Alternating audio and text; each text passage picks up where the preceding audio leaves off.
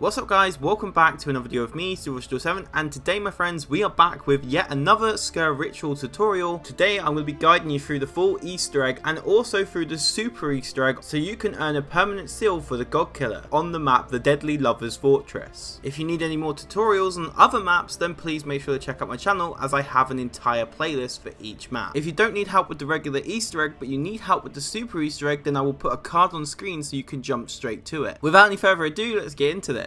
So your first step as you spawn into the map is to go to this gate. You must now hold your ground at this gate and the doors will begin to open. The door will close abruptly and a Balor will spawn. You must now take out this Balor in order to make the doors open. He can be quite tanky so I get myself the hunting rifle. Once defeated you can now access the castle grounds. Once you reach the castle grounds, look above you. You'll see a blue orb. You must damage this orb until it has no health. Damage the power box located next to the weapon charger machine. Upon doing so a Balor of Undying will spawn. You must now take this guy out and then rinse and repeat. The orb is now blue again, shoot it until no longer glowing. Now attempt to damage the power station again, this time it will be destroyed. You now need to do this process a further 2 more times. Shoot the orb, damage a power station, shoot the orb and damage it again. Once you have successfully taken out all the power stations, we are on to the next step. Now enter the castle and go to the dining room on the 2nd level. You'll see a dragon battering ram. You must scour the map for oil. Once you know the locations, they will be in the same place every game, which is why this step is quite easy. Instead of giving you every location, I'm just going to give you an example of where I found some of my oils. You're going to need to collect roughly 5 of these oils in order to complete this step. Luckily there is more oil to collect than necessary. When you're ready and you feel you've collected enough oil, head back to the battering ram and just keep applying it whenever you wish. Once you've collected enough oil, you'll be on to the next step. Go to the right side of the battering ram and you will locate an unlit torch. Pick this up and now you need to head to where you killed Balor of Undying. You will have to take the unlit torch to where you killed the Balor and you will see a head with flames on it. You're going to use the flame from the Balor in order to ignite this torch. Once you have acquired the flame, head back to the Bankqueting Hall and go to the battering ram. Apply the flame to the battering ram, now head to the dragon statue, interact with it and the battering ram will begin to move. Flames will come out of it and it will begin to melt the wall. Once you've done this, head into the lover's chamber. You're now going to see a massive door. You need to interact with this door but you won't be able to get through it. Now you're going to be tasked with getting the heads of all the different bosses from the previous maps. We now need to eliminate Balor, Abraham, Isaac and the stranger. First things first, head back to the Bankqueting Hall on the ground floor. You'll notice that the teleporter is powered on and has turned blue. Interact with the teleporter and you will begin your first quest. You won't be able to teleport as you need to get a canister. To do that we're going to siphon DNA from zombies. Head over to the cloning laboratory and you'll see a machine with ABC on it. You'll also see a key which is going to be useful in order to solve this step.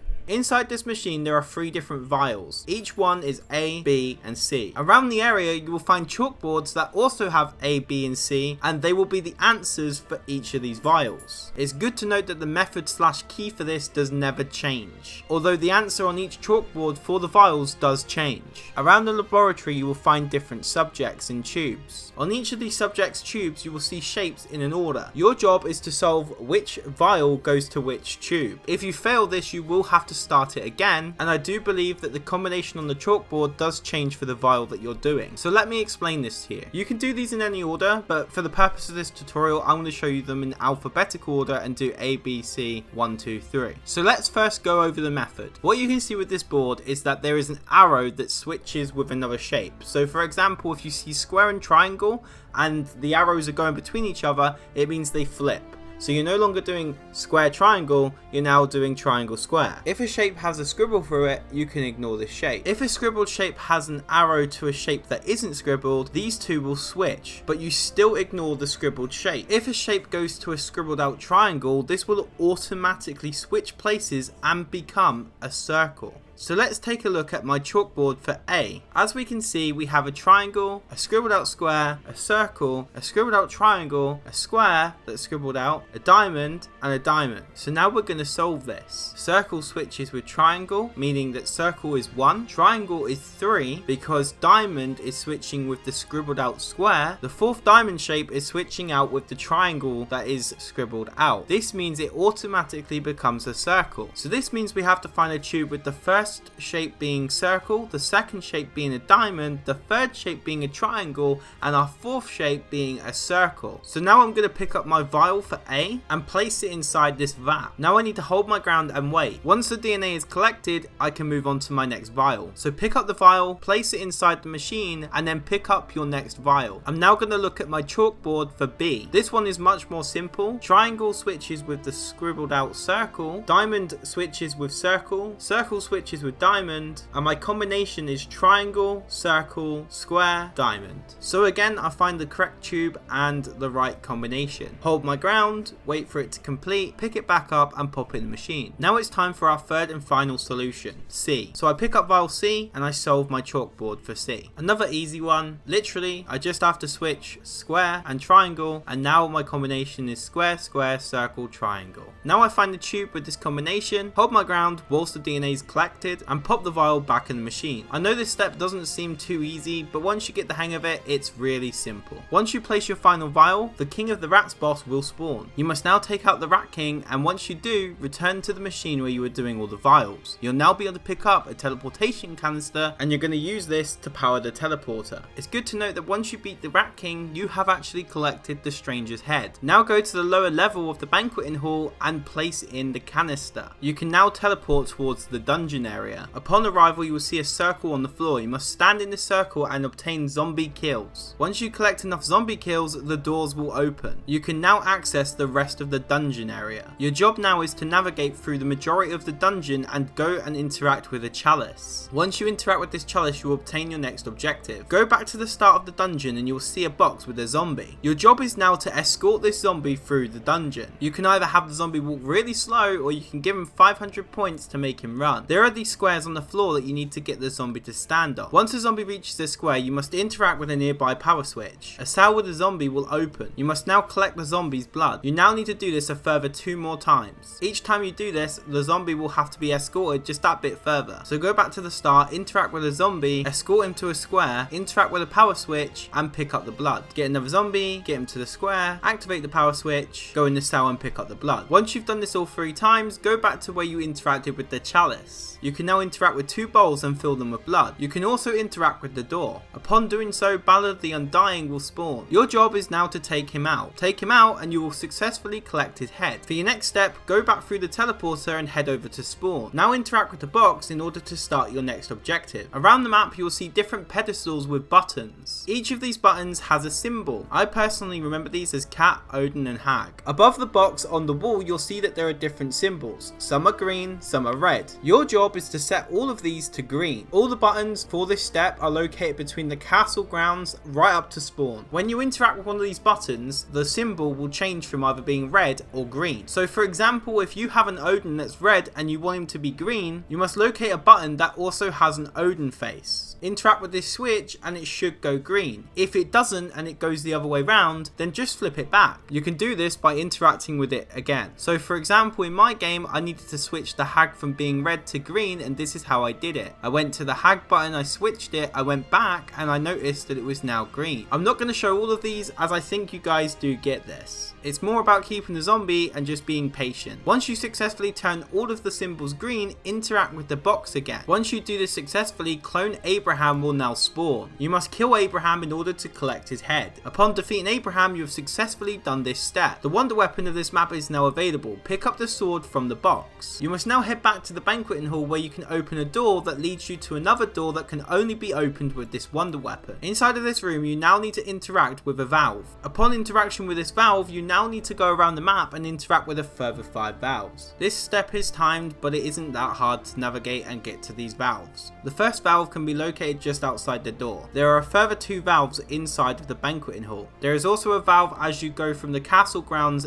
back into the castle's Banqueting Hall. The final valve is located inside of the laboratory. For the next step, go through the teleporter. You can now interact with 3 iron doors. You have to interact with them one at a time, and each time you do, a circle will spawn. Now hold your ground in each circle. Once the doors have opened, pick up the part for the upgraded wonder weapon. Once you've done this for all 3 doors, the Isaac boss is going to spawn. Your job is now to defeat Isaac. Once you've done this, you will obtain Isaac's head. If you don't plan to do the super Easter egg, the next part is optional, otherwise you're going to need to do this step. You need to go back to the forge and interact with it. Once you've done this, you need to surrender your sword. Kill Knights of Sker in order to get these dark materials. You're going to need 5 in total in order to upgrade this sword successfully, so just keep adding the materials until you get the sword. Once you've done this step successfully, the upgraded sword will be forged. You are now on the boss fight, so head back to the Lover's Chamber where you can now place all of the heads. I highly suggest that you get the elixir of life and to make sure you have tier 1 at least. Also make sure you've got good miracles because it is going to be pretty tanky in the boss fight. If you want to melt the boss like we did, then I highly suggest getting the Howler wonder weapon from Lucky the dog. Once you're in the boss fight, you need to shoot Elizabeth. Once you bring her health down, she will become immune, and then Thomas will spawn and you have to take out Thomas in order to do more damage to Elizabeth. Once you successfully do this, you can finally leave the level. However, if you want to earn a permanent seal towards the God Killer, then continue to watch now as I will cover the super Easter egg. In order to start the super Easter egg, go over to the God Killer machine and interact with it. Next to the machine, the stranger will spawn. You must now shoot him in order to start a hide and seek quest. You now need to go around the map and locate the stranger and shoot him 3 times. There is a possible 6 different locations and I'm going to be showing you at least 5 of them visually, with the 6th location being an area. These are all the locations for the stranger. There is a location for the stranger inside of the Banqueting Hall. Another location is on the castle grounds next to the elixir of life perk near the stairs. A location for the stranger is in the cloning laboratory. You can see him sitting inside of a tube. Another location is near the weapon upgrade machine on a ledge. You can see this from the castle grounds. There's another stranger location on the 2nd level of the Banqueting Hall, inside the corridor next to the dragon statue you used to activate the battering ram. This one was a little tricky to find. The 6th and final location can be found near the murals near Swift Death. Sadly, I don't have video of this. Now you have shot 3 strangers, you need to go back to the dungeon. Go to the end of the dungeon where you interacted with the chalice. Here you will find a box with a pink symbol. Interact with this box and a lamb will come out of it. Your job is to escort this lamb to the teleporter. Once you reach the teleporter, both Abraham and Isaac will be summoned.